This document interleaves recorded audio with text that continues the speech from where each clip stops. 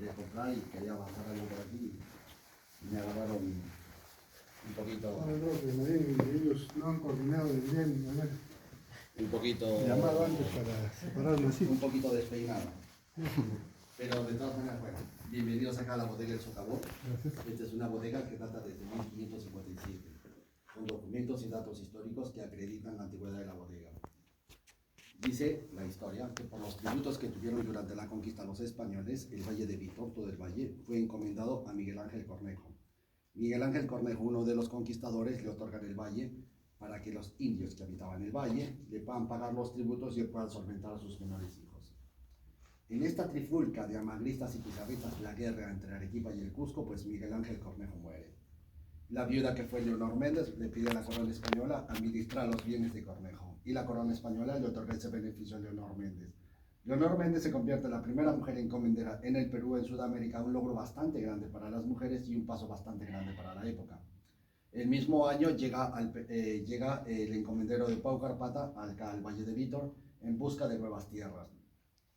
Él necesitaba tierras para sembrar sus enseres del día, pues que eran era el olivo, era la avena y entre ellos la vid.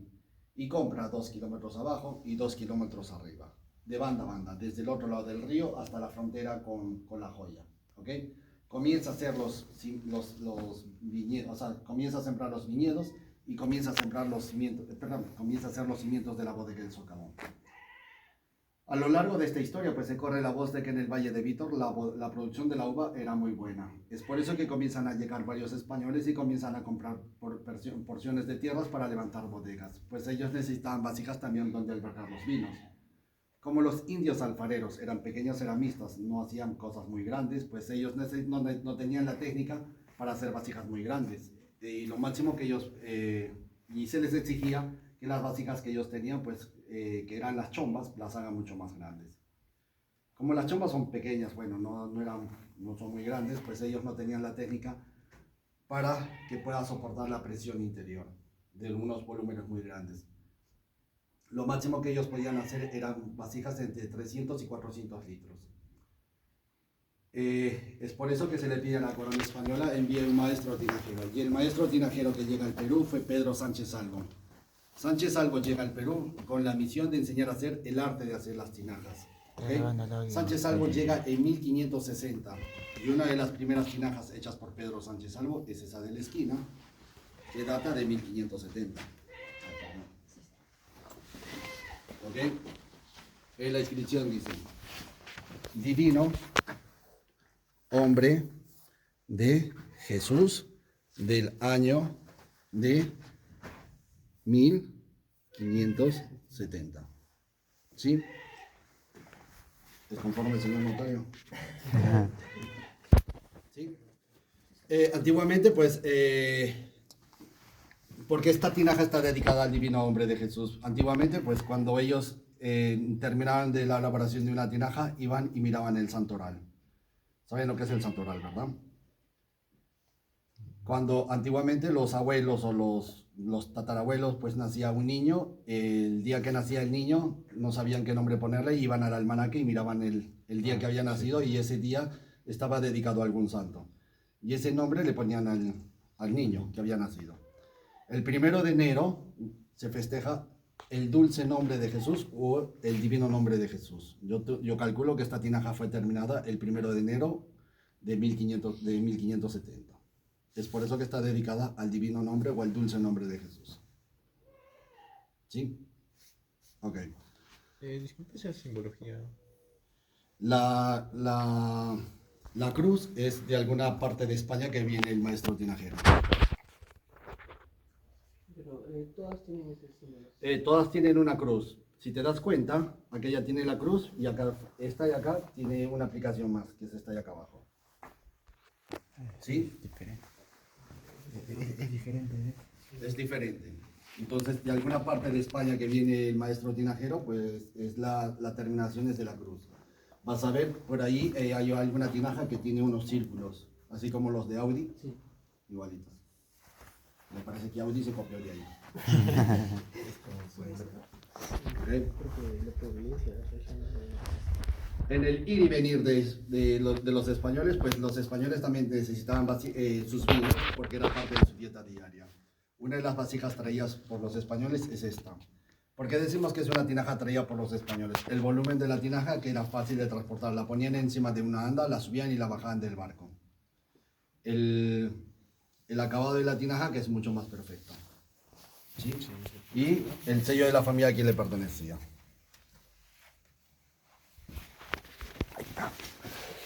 ¿Sí? ¿Alguna pregunta hasta aquí, jóvenes? Es más cartífica, ¿no? Más acabada. Más que, mira, hasta esto se ve más.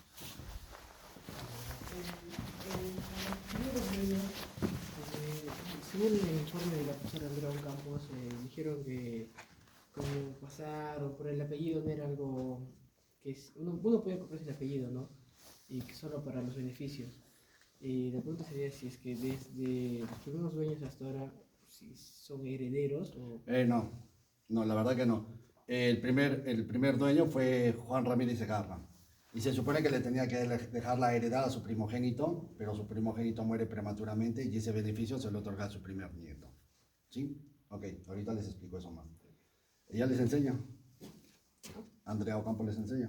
Bueno, no, El año pasado nos pero enseñó. leímos parte de su informe. Ok. Esta es una tinaja hecha por los indios alfareros. Esta es una tinaja, porque decimos que es una tinaja hecha por los indios alfareros, porque si nosotros pasamos la mano por aquí podemos ver muchas imperfecciones en el acabado de la tinaja. Hay muchas hendiduras en el acabado, no es un acabado perfecto. ¿Ok? El color de la arcilla, que es típico de sus arévalos. El grosor de la tinaja, que es de 4.5, mientras esta es de mayor capacidad es de 3.5. Perdón, esta es de 4.5, mientras esta es de mayor capacidad es 3.5. Y la iconografía que tenemos acá es la iconografía que le ponían en sus huacos, que es de los Wari.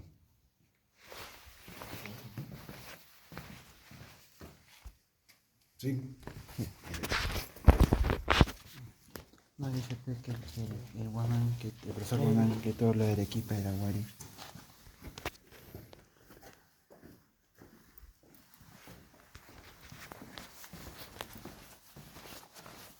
Ok, como les decía, Juan Ramírez Segarra le tenía que dejar la heredad a su primogénito, pero su primogénito muere prematuramente y ese beneficio se lo otorga a su primer nieto.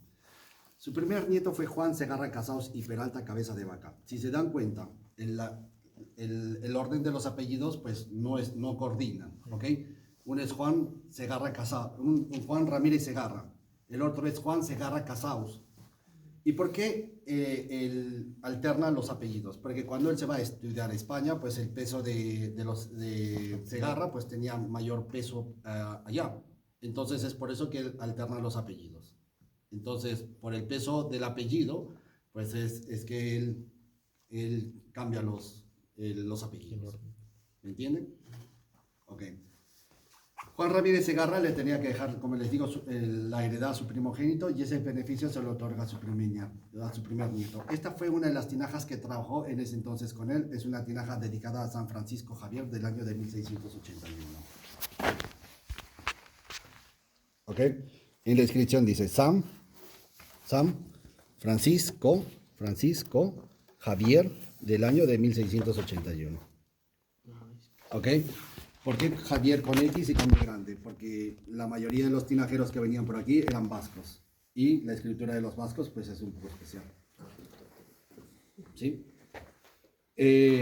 La generación de Juan Ramírez Segarra la tuvieron por 200 años. Fueron 6 generaciones que tuvieron la bodega El Socavón de Juan Ramírez Segarra. La última generación que la tuvo fue Manuel Arrico Corbi y Segarra, que por medio de su hijo Felipe vende la hacienda El Socavón a Manuel de Rivero.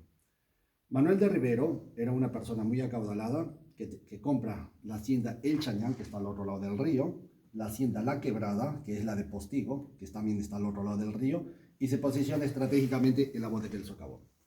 ¿Por qué se posiciona estratégicamente en la bodega El Socavón? Porque se dice que en ese entonces los vinos, para ser llevados al Alto Perú, hasta Potosí, o distribuidos en Sudamérica porque llegaban hasta la Argentina, tenían que ser llevados a Arequipa. En Arequipa venía la recaudadora, lo que hoy en día es la SUNAT, miraba cuánto de líquido estabas comercializando, pues le pagabas el impuesto y ellos te ponían un lacre de cera, un sello de cera.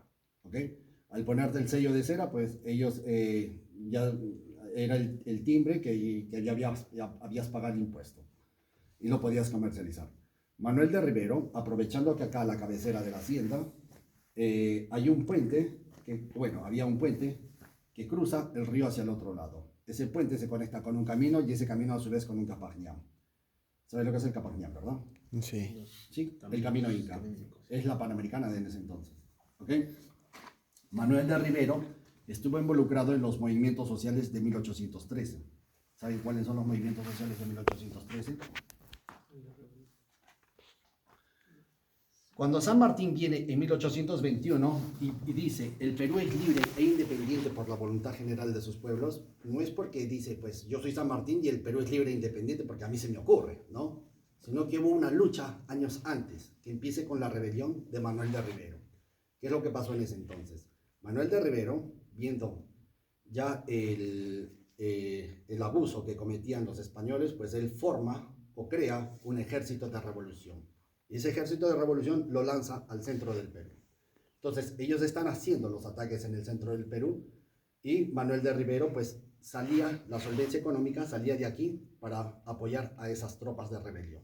Cuando San Martín viene y proclama la independencia, en 1821, pues da una lista de las personas que ayudaron a esta noble causa y dentro de ellos estuvo Manuel de Rivero. Manuel de Rivero fue una de las personas que firma el Acta de la Independencia. Manuel de Rivero era constantemente visto en Tambos y Pascanas organizando la rebelión del sur. ¿Sí? Manuel de Rivero tenía mucha comunicación con el porteño Belgrano de Chile y Enrique Pallardelli. Enrique Pallardelli era un comerciante que tenía el comercio desde la Argentina hasta Tacna, ¿ya? Y él fue una de las personas que hizo la revolución en la Argentina. Cuando hizo la revolución en la Argentina, pues él sabía y tenía mucho las pautas de la rebelión. Y tenía estas pautas de la rebelión, pues se las transmitía a Manuel de Rivero. Manuel de Rivero tenía una hacienda llamada La Cocotea en Tambo, lo que hoy en día es el Pueblo del Toro, que ya desapareció la hacienda, y Manuel de Rivero tenía los encuentros en esta hacienda, La Cocotea, con Enrique Pallardelli. Enrique Pallardelli le daba las pautas de la rebelión. Al cabo de unos días, Manuel de Rivero subía y les daba esas pautas a su ejército de revolución. ¿Ok? Cabe decir que en un momento de la historia, desde la bodega El Socavón, salía la solvencia económica para solventar las tropas de la rebelión. ¿Ok? En un momento de la historia, pues la bodega El Socavón se convierte en una bodega patriota, porque desde aquí, como les digo, se sale la solvencia económica. ¿Sí? ¿Alguna pregunta hasta ahí? ¿Tan claro como el café? Sí. Bueno, Manuel de Rivero pues tenía una menor hija y río abajo está la hacienda de Huachipa, ¿ok? El dueño de la hacienda de Huachipa era Francisco de la Fuente y Loaiza. Era muy amigo con Manuel de Rivero y Manuel de Rivero le pide apadrinar a su menor hija. A la edad de 14 años nace, la niña da luz fruto de la violación del padrino y en 1807 nace María Josefa de la Fuente y Rivero. ¿Saben quién es María Josefa? María Josefa nace en 1807 y el 4 de noviembre de 1816 en Lima nace Francisco Bolognesi. Bolognesi a la edad de 6 años llega a Arequipa a hacer su internado en el internado de San Jerónimo.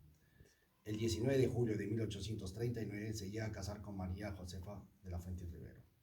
No tenemos el dato exacto o el documento que acredite que el caballero de Arica estuvo por aquí, pero es muy probable que cuando estuvo en amoríos con María Josefa ha podido estar por aquí. ¿Sí? ¿Alguna pregunta más? Más café. ¿Sí? Ok. A lo largo de la ruta del Pisco, el volumen de las tinajas que se maneja, el volumen de las tinajas común que se maneja desde Caravelí hasta Moquegua, es entre 800 litros y 1200 litros. Es el volumen común que se maneja desde Moquegua hasta Caravelí, ¿no? Donde se utilizan las tinajas. Un poquito más escasas son las de 1500 litros y mucho más escasas son las de 1800 litros. En esta bodega nosotros tenemos las dos tinajas más grandes que existen a lo largo de la ruta del Pisco, que son de 2800 litros y de 3000 litros. Por aquí, por favor.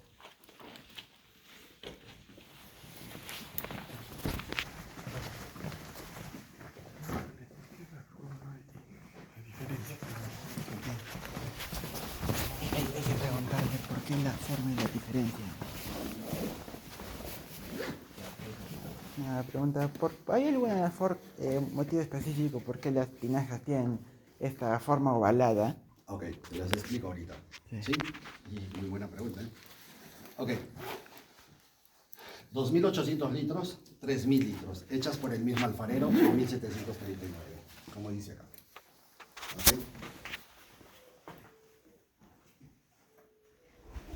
Ok. Dice la historia que llegaban a haber recuas de 500 mulas, o sea, llegaban a haber recuas tan grandes que iban empezando río arriba, iban bajando bodega por bodega y iban recogiendo los vinos. Cuando llegaban al final del valle, llegaban al puerto de San José en Quilca, y estos eran embarcados y llevados hasta México. En algún puerto de México eran desembarcados y llevados a Chapultepec. En Chapultepec era un emporio comercial en ese entonces, donde llegaban muchos países e intercambiaban materias, especies y demás enseres, entre ellos el vino. Cuando ingresa la filoxera a los campos de cultivo de España y Francia, la filoxera arrasó con los campos de cultivo, los campos de la vid, y España dice, bueno, si nosotros hemos llevado la vid al Perú, nosotros la podemos regresar para volver a replantar nuestros campos. Francia dice, bueno, nosotros no hemos llevado la cepa a ninguna parte, tenemos que buscar de dónde conseguirla, pero también necesitamos el vino, que es parte de la dieta diaria de ellos. Es por eso que los franceses dicen que llegaban a Chapultepec, probaban esos vinos que eran buenos y muy buenos, los compraban, los llevaban a Francia, los embotellaban, y dice la historia que los mejores vinos franceses eran vitoreños. No lo digo yo, lo dice la historia. Cabe decir que el primer centro vitivinícola a nivel de toda Latinoamérica es el Valle de Vítor. Es el primer centro especializado en la producción de los vinos. ¿Ok? Y les digo por qué salían vinos buenos y muy buenos. Cuando se pone a fermentar los mostos, el jugo de la uva, ¿ok? Hay una producción de calor durante la fermentación. El punto más caliente es acá abajo. El punto más frío es acá arriba porque está cerca de la boca y hay una disipación del calor. ¿Sí? Y por diferencia de densidades y diferencia de temperaturas, el líquido caliente va a subir y el líquido frío va a bajar. ¿Sí? ¿Alguna vez han puesto el agua a calentar en sus cocinas? ¿Sí? ¿Conocen sus cocinas, verdad? Sí. Okay. Cuando ponen el agua a calentar ahí en sus cocinas, ahí para el té o para el caldo, antes de que reviente el hervor, pues se acercan y el agua está girando. Lo mismo sucede acá. No tan rápido como el de las cocinas, porque nosotros no tenemos un horno acá, pero hay una producción de calor de la fermentación. Entonces el líquido caliente va a subir y el líquido frío va a bajar. La forma de la tinaja, pues es la que ayuda a la recirculación de los mostos. Es por eso que tienen esa forma, ¿ok? La forma ovalada. ¿Para qué? Para la recirculación de los mostos. Ayuda a la recirculación, mayor circulación de los mostos. Es lo que me preguntabas. Sí. ¿Sí? Al ver una mayor recirculación de los mostos, hace que las levaduras, hace que las levaduras estén en movimiento, y eso hace que los vinos sean mucho más redondos, mucho más untuosos, mucho más aterciopelados en boca. La arcilla ayuda a la microoxigenación de los vinos. Es por eso que en ese entonces salían vinos buenos y muy buenos. Por esa razón también España prohíbe al Perú la producción de los vinos o el comercio de los vinos. ¿Por qué? Porque nosotros le quitábamos mercado a ellos. Es imposible que el alumno supere al maestro. ¿Ok? ¿Alguna pregunta más? No. Dado a esta forma de las vasijas que nosotros tenemos hoy en día, pues, bueno, si bien es cierto, la técnica de la elaboración de las tinajas se perdió, no hay quien te haga una tinaja de este volumen, en este volumen, de esta capacidad. Si bien es cierto, Francia, Italia, España y hoy en día la Argentina están dejando de lado lo que es las fermentaciones en inox y están haciendo sus fermentaciones en huevos de arcilla. ¿Cuál es la técnica que están usando hoy en día? Pues están haciendo una estructura de malla, ¿ok? Una estructura de malla con la misma forma, y viene una persona, pues, y vienen y embarran esa estructura, donde la malla le da la solidez y la arcilla le da la porosidad. Es por eso que ellos ya pueden hacer vasijas hasta de 5.000 o de 10.000 litros, donde se tiene una puerta por aquí para poder hacer la limpieza de la tinaja. ¿Sí? Sí. Ok. 1900, la bodega El Socavón fue comprada por Mariano Belaunde. ¿Saben quién es Mariano Belaunde? Ok, Mariano Belaunde fue el abuelo de Fernando Belaunde Terry, un presidente del Perú. Ok. 1906 fue expropiado de todas las propiedades que él tenía y fueron compradas por en ese entonces el hermano del presidente Eduardo López de Romaña. ¿Por qué fue expropiado? Cuando Pierola, quien tenía un sucesor en ese entonces, pues agarra y le pide a Alejandro López de Romaña, le dice, pues Alejandro, yo quiero que seas el sucesor en mi mandato. Y Alejandro le dice, pues yo no quiero ser el sucesor. Le dice, yo te propongo a mi hermano. Entonces, y su hermano sube a la presidencia. Cuando su hermano sube a la presidencia, propone a Belaúnde, pues lo pone de su ministro de Economía, y en esta trifulca de que Chile quería recuperar Tacna, pues el Perú se tenía que armar. Como se tenía que armar, pues el Perú estaba buscando armamento, de dónde conseguirlo, pues quién le provee el armamento para poderse armar, y es por eso que Belaúnde habla con una tienda francesa y para adquirir ese armamento. Habla con Eduardo López de Romaña y le dice, pues Eduardo, habla con la tienda francesa y tenemos ese armamento para poderlo comprar. Eduardo le dice a Belaúnde, le dice, bueno, ¿qué tal si le haces un préstamo al Perú y el Perú te lo va a devolver? Belaúnde dice, bueno, entre arequipeños pues no nos vamos a leer las manos, no hay ninguna desconfianza, entonces le hacemos el préstamo. Belaúnde tenía tanto dinero que tenía el yacimiento minero de Cerro Verde, la hacienda Chucarapi, la hacienda Toro Muerto en Majes y la hacienda El Socavón. Cuando él le compra el armamento, lo traen al Perú, estaba ya el Perú armado, pues Eduardo López de Romaña lo acusa de malversación de fondos y apropiación ilícita. Es por eso que fue expropiado de todas las propiedades que él tenía. ¿Ok? Hay un libro que es muy, muy bueno, que se los recomiendo si es que lo pueden encontrar, que dice Arequipa de...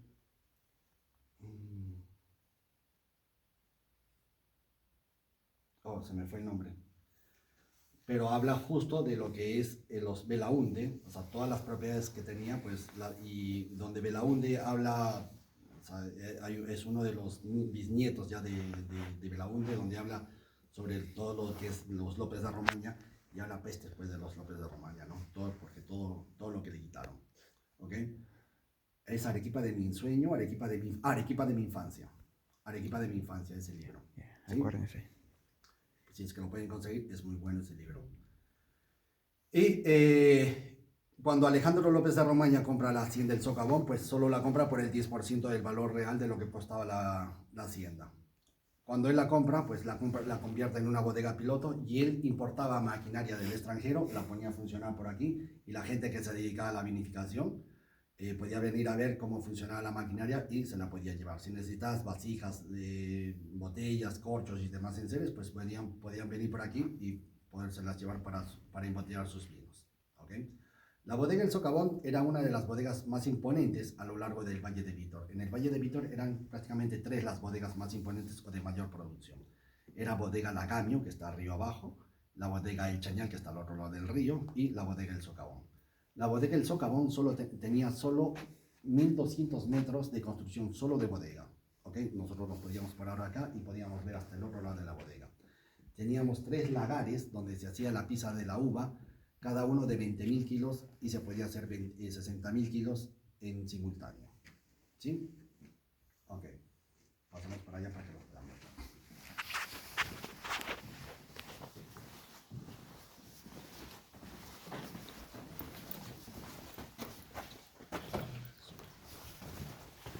Una pregunta, ¿hay algún motivo por qué se llama socavón? ¿Qué significa socavón?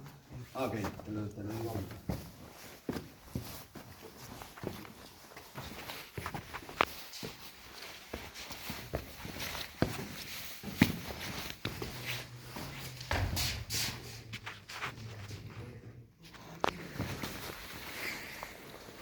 Este es el lagar. El lagar es el sitio donde se pisa la uva. Los campos de cultivo estaban aquí enfrente, la gente venía, recogía la uva en canastos y venía y echaba la uva por aquí. ¿Okay? La capacidad de este lagar es de 20.000 kilos, como les digo. Obviamente que 20.000 kilos es hasta esta altura. Cuando se hacía la pizza de la uva, pues se tenía delante una guitarra, un cajón y un órgano, no, un acordeón, ¿ok? Y para hacer la pizza de la uva, pues no es como que tenían unas morenas despampanantes, así como se miren en las fotos o en los videos que usualmente nos mandan, ¿ok? Lo que se tenía para hacer la pizza de la uva, pues se tenía el primer capataz, el segundo capataz, el tercer capataz, el 1, el 2, el 3, el 4, el 5, hasta el final de la gala. Para hacer la pizza de la uva, los músicos lanzaban la música y la gente iba cantando. Para hacer la pizza de la uva, solo levantaban una pierna, bajaban y arrastraban. Otra vez, levantaban la pierna, bajaban y arrastraban. Esa era la técnica para hacer la pizza de la uva. Cuando el acordeón cambiaba de tonada, ellos giraban y volvían a hacer la pizza de la uva. Entonces no lo hacían desordenadamente. O sea, no había esas morenas despampanantes que estaban bailando negroide encima de 20.000 kilos. Pues si la ponías una acá, pues salía descaderada, ¿no? Es por eso que ellos hacían la pizza, pues iban fraccionada, ¿ok? Y iban avanzando así. La jornada de pizza duraba de 10 a 12 horas. Y la jornada de pizza, pues no entraban mujeres para hacer la pizza y el agua, porque es un tema de resistencia, ¿sí? El 5 era la persona que se encargaba de abastecer de chicha y de trago a los pisadores para que puedan soportar la jornada de pizza. Una vez que se ha terminado de hacer la pizza, el jugo de la uva salía, drenaba por aquí, salía por la boca del león o la gárgola, que tenemos ahí adelante. El orujo, que es la cáscara de la uva, era juntado acá al centro, ¿sí? Se juntaba acá al centro. Ese tornillo que ustedes miran ahí lleva una tuerca acá arriba, ¿ok? Ese tornillo bajaba con un émbolo gigante y ejercía presión sobre el orujo que estaba acá abajo. Bueno, la tuerca ya no la tenemos ahí porque le aliviamos el peso a los travesaños para evitar que se nos caigan, ¿no? Por el peso.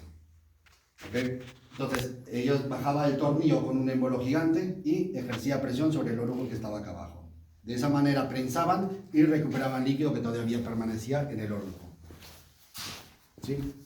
Sí. ¿Alguna pregunta? Respecto a la música, ¿qué tipo de música tocaban mientras hacían la pizza? Es puro violín y ellos iban cantando así como... ¿Era música regional o traída propia de los españoles? Ahí sí ya me agarraste. Hoy en día, pues en Carabalí hay son como coplas así de como lo que hacen más o menos el carnaval. Cuando hacen en la entrada del carnaval, van cantando los sagras, van cantando ahí sus coplas de, güey, ¿qué son esto?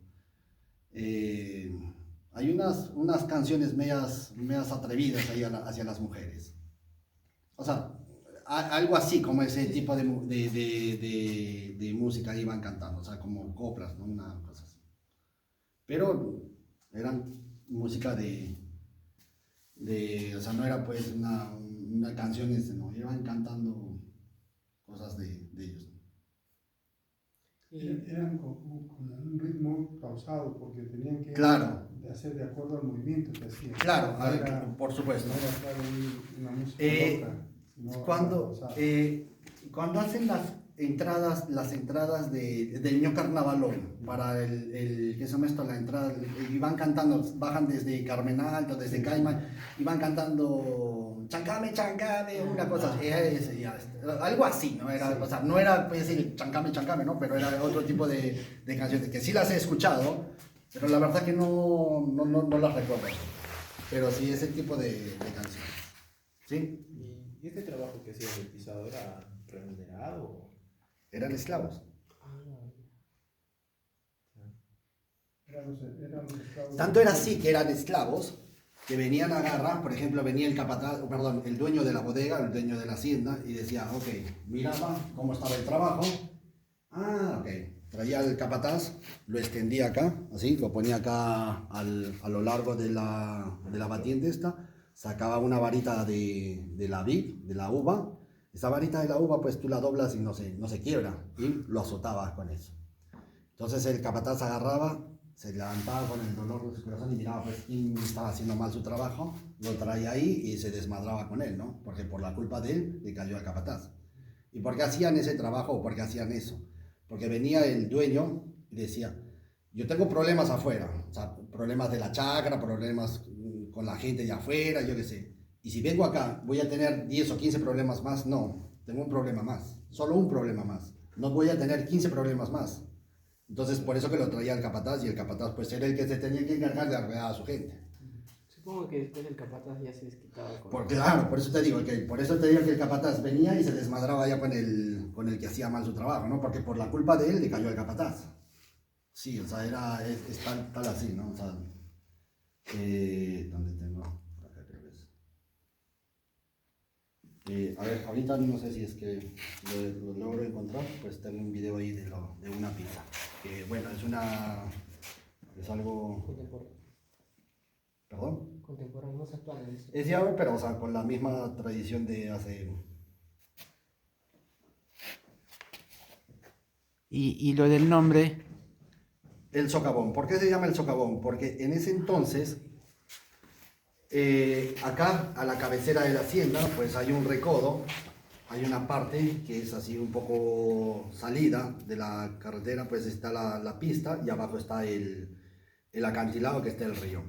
Entonces, para poder sacar el agua del río y poder regar todas las tierras que se tiene acá, en ese entonces se hacía un canal, hace años, pues los Wari hacían un canal al borde de este recodo del cerro y para sacar el agua del río y poder regar las tierras. Cuando todos los años venían las avenidas del río, pues destrozaba el canal. Entonces, el nieto, que fue en Segarra Casaus, hizo hacer un ducto, atravesó esa piedra colorada y sacó el agua del río. O sea, ya no iba por acá, o sea, alrededor del cerro, sino cortó esa trayectoria. Al cortar esa trayectoria, pues sacó el agua del río. Entonces tenía pues un ducto por ahí. Entonces es un socavón.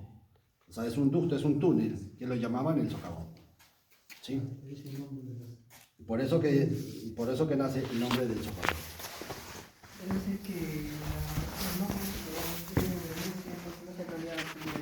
No, claro.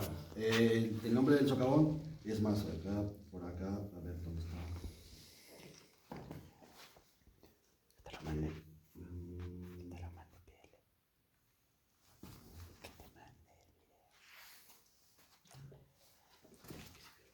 Si ustedes miran aquí, dice 1557, la hacienda del socavón. 1557. Y tenemos el documento, ¿no? Ese es El documento. no se cambia el nombre. Socavón con B grande, ¿no? O sea, cuando ustedes de repente, o alguien que lo vea y dice socavón, pucha, esto es falta de escritura, ¿no? No, así era. Entonces dice, o sea, socavón porque socavón es con B chica. Entonces, pero nosotros quisimos mantener esta historia que dice socavón con B grande. Entonces es por eso que lo mantenemos así. Sí. No sé si ese documento es de acceso libre Está en los documentos eso que ustedes han leído. ¿En dónde lo han leído? bueno, es el informe que hizo la profesora Ocampo, pero el otro informe no está en esos documentos. O sea, puede hablar de ello, pero no hay la imagen propia. Ah, Pero igual es lo que pidió el profesor al profesor artículo o una Es que es un tema interesante de por qué tenemos ahí una cédula real que dice que las primeras vid sean plantadas solo en Arequipa. Ahora, no te dice Arequipa ciudad, Arequipa Vítor, Arequipa La Joya, Arequipa, porque en ese entonces la Arequipa, Moquegua pertenecía a Arequipa, ¿no? Pero no, o sea, tenemos el documento sí, ¿no? Está ahí y bueno, acá transcrito, ¿no?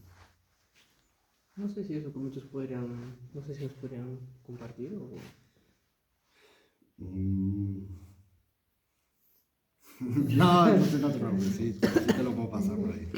También tenía otra pregunta. No sé cómo formularla muy bien, ya que un profesor nos mencionó que las bodegas, o sea, antes el término bodega no era correcto. Y, ¿cómo se llama? Almacén o hacienda. Las bodegas. Como que había mucha controversia, ¿no? De por qué ese nombre de bodega.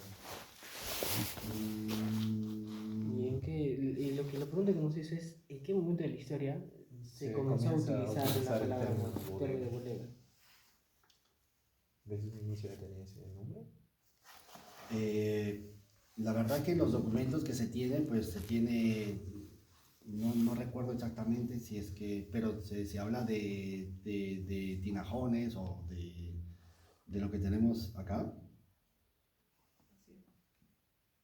No recuerdo desde qué año, pero, a ver, déjame ver eso.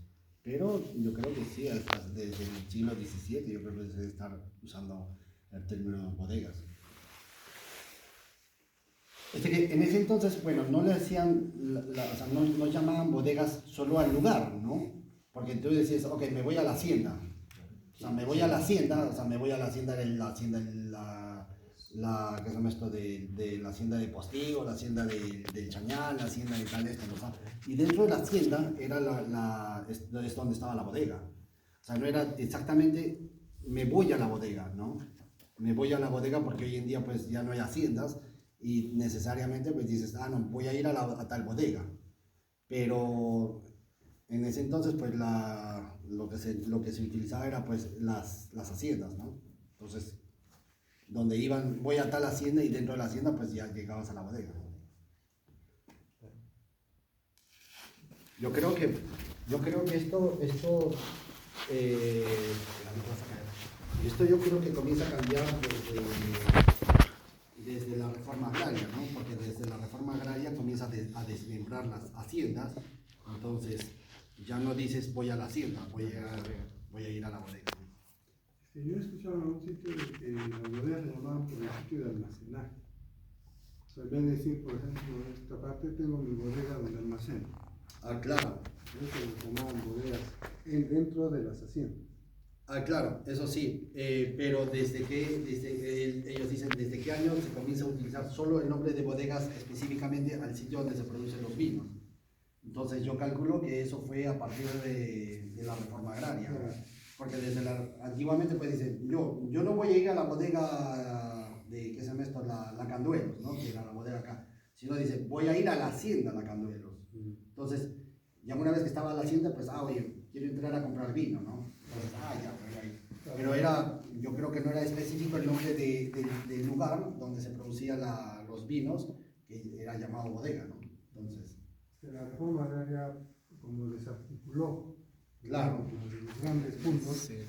O sea, la gente, o sea, los propietarios de los fundos le cambiaron a eso para que no hacerse terratenientes o algo así. Eso es algo escuchado en la época del gobierno de Lazo. Claro.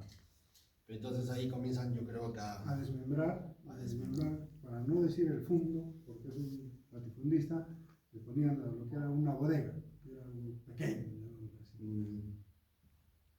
Yo creo que ese es el término, ¿no? Desde ese entonces. Ahora, era un truco. Más a fondo, desde qué año se comienza a dar el nombre específico a las bodegas.